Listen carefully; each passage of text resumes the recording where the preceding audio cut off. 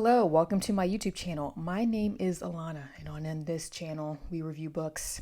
And today's video is, as you could tell by the title, it's a review of Slaughterhouse-5 by Kurt Vonnegut. He's German American, German last name, Vonnegut. Vonnegut. I'm gonna say Goot. Bear with me. Side note, German is a language that gets a bad rap, in my opinion, for being unattractive because it is quite a harsh sounding language. I think German is such a fascinating sounding language. I would love to learn German one day. I just don't know when I would have the time to do that, along with hoping one day to learn French and wanting to learn Japanese. But here we go. Slaughterhouse-5. This book, I read it with a friend. We didn't hate it. But we didn't love it. It was middle of the road for us, but it was worth the read because the themes in this book are, I've got being stabbed. Side note, when I go back and edit my videos, I'm annoyed with myself at how much I'm touching and fiddling with my hair. I'm a very fiddly person. I'm kind of antsy by nature. I'm always tapping or ticking or something. And so when I sit here and do these videos, it's very hard for me to sit still. So I'm pulling at my hair. I try to stop because it's annoying me when I edit, but we get what we get. Anyway, the themes in this book make it worth the read. Though I know people who love this book, it just wasn't the most standout novel for me and my friend. There would always be wars, that they were as easy to stop as glaciers. And even if wars didn't keep coming like glaciers, there would still be plain old death. So Slaughterhouse-5, I'm stuttering. But so Slaughterhouse-5 is the main character. It's focused on Billy Pilgrim, and Pilgrim was a prisoner of war during World War II, specifically in Germany during the Dresden firebomb attacks. And if you know your World War II history, and if you particularly know what happened in Dresden with the fire bombings and how the Allied forces bombed Dresden, it was horrific, and it was actually unnecessary. And when I was in school and university, and I was studying World War II, we talked about Dresden for quite a bit of time, and my professor was like, if the Allies had not won World War II, on Dresden alone, they would have been tried as war criminals because that's how horrific it was. And so I'm calling him Kurt because I'm jacking up his last name. Kurt leads up to this firebombing in Dresden. And we have Pilgrim, who's reflecting on the war and the bombings while processing all of these traumatic events that have happened to him and that he's witnessed, the destruction of war, and just how common death is. So at its core, this is an anti-war novel. And the author shows just how war is romanticized in order to draw people in order to participate, especially young men who are fresh out of childhood. You'll pretend you were men instead of babies, and you'll be played in movies by Frank Sinatra and John Wayne or some other glamorous, war-loving, dirty old men. And war will look just wonderful. So we'll have a lot more of them, and they'll be fought by babies.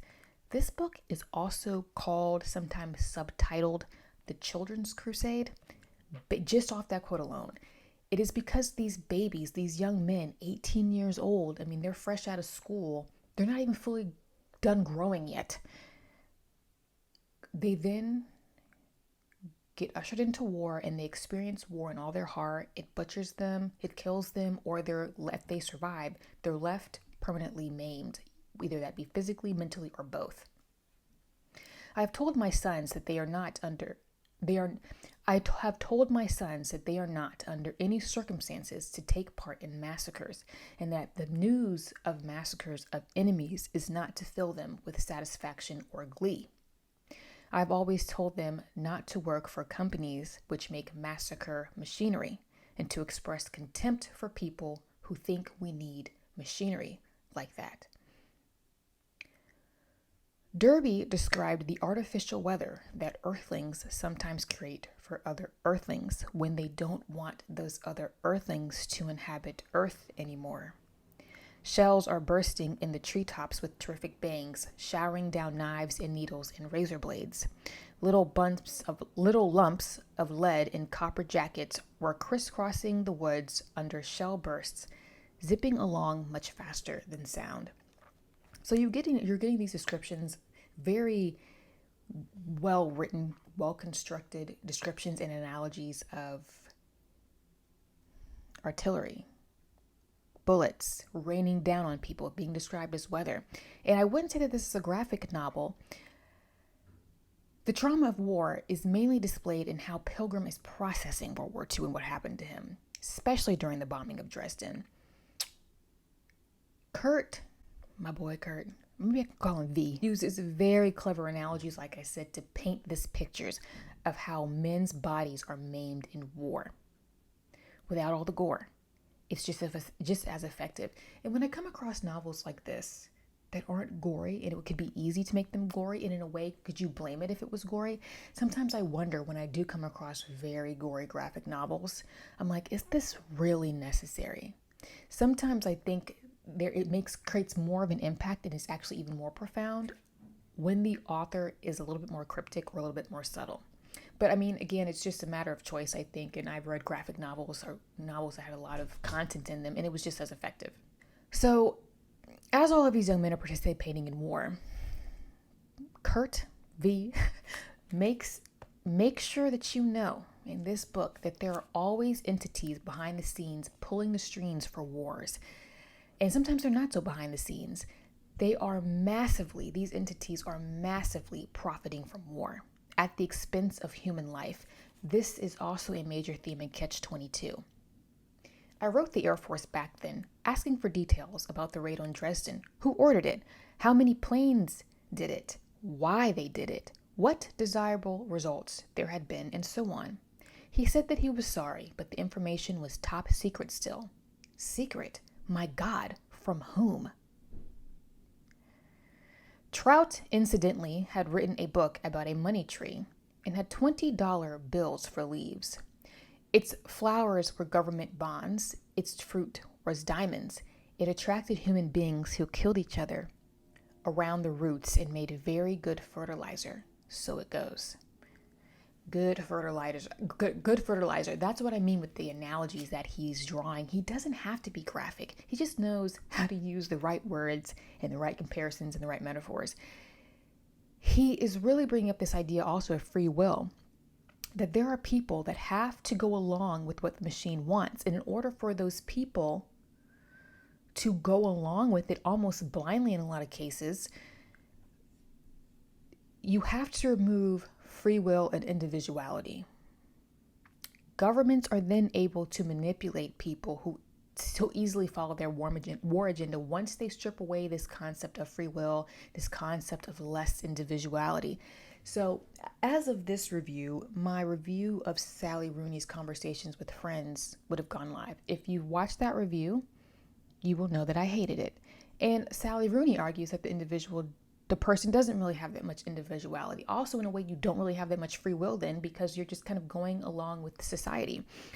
Whereas this is kind of the antithesis of that in a lot of ways. One could argue because this is a very American concept. In some ways, not really. I mean, the ancient Greeks and Romans talked about individuality and free will, but I think currently American culture is known for being very individualistic.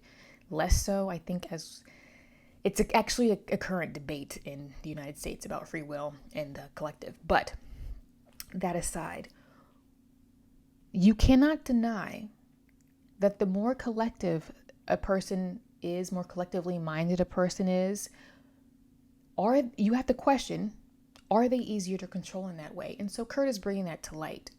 When you just go with the flow, you're easier to control. That's his argument. I kind of agree. I agree a lot, actually. Feel free to disagree. There are almost no characters in this story and almost no dramatic confrontations because most of the people in it are so sick and so much the listless playthings of enormous forces.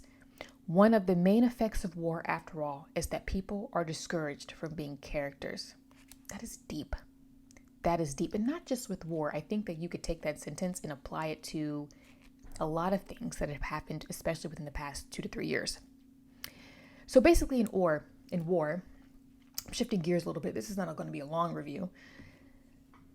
In war, it's easier to mentally process death. Because again, this is a book about war, the effects of war, and like I said at the beginning, just how common death is and what happens when you face the commonality of death. So in war, it's easier to mentally process death and sending people to their deaths when they seem like a vague number than an individual. Slaughterhouse-5 is constantly taking note of how people die. And whether it is through war or other means, whether that be natural causes, freak accidents like car accidents, illness, whatever, war is just another way for people to die. And Billy Pilgrim he's realizing this, he's recognizing this, and it's noted throughout the book. Now, when I myself hear that someone is dead, I simply shrug and say what the Tralfamadorians say about dead people, which is, so it goes. Again, and like I said a little bit earlier, it raises an interesting question. What happens when death becomes so common? And from the perspective of Pilgrim, who's experienced a lot of death and very horrific deaths, there's this sort of apathy that sets in, but that apathy is also paired with PTSD. And so that's when we're going to get into this Tralfamador thing that pops up in this novel. This can be read as a sci-fi novel. Pilgrim bounces back and forth. I have had something stabbing me in my eye all day. Pilgrim bounces back and forth between Earth and Tralfamador, which is another planet. There's something in my eye. And the Tralfamadorians have a very different, almost blasé way of viewing death. And my friend and I, when we were reading it, noticed that whenever Pilgrim progresses to a certain point in the story, as he's getting closer and closer to telling what really happened in Dresden, he's switching back and forth between what happened in Dresden, and he then goes to Tralfamador. And clearly this man is suffering from PTSD, because as soon as something gets difficult, he's on another planet. And his family and his acquaintances, friends, can't relate to him, especially those who don't know what he's talking about. They are they did not go to war, or they were not in Dresden. He seems insane because he keeps talking about Tralfamador. And it's really a coping mechanism. The Tralfamador sections, personally, were not me and Rebecca's favorites, because for us, they disrupted the point in the narrative that we actually cared most about, which was Dresden.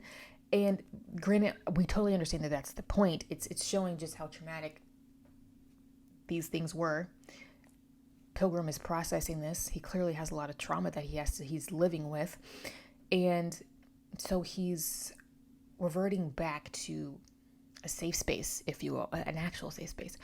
And it's very effective, but it just wasn't personally our favorite, this bouncing back and forth. Also, I will say for me, I am not a big sci-fi fan. I'm just not. One could argue that Outlander is a little sci-fi, but it's not aliens and that kind of thing, planets and different galaxies. I do like the original Star Wars, the first 3 movies, but I'm just not a big sci-fi fan. It's just not my cup of tea, so that's just a personal preference. But no fault to the book, that's just personal preference. Actually, Fahrenheit 451 is technically a sci-fi. Wouldn't it be kind of like a sci-fi dystopia, something like that? I love that book, by the way. But anyway, so yeah, really Tralfamador is just, it's how we saw it. It's a way that it's a way for him, when it's almost like when he's triggered, he's going to this different planet. Again, not a long review. It's not a very long book. I think it's very straightforward and to the point.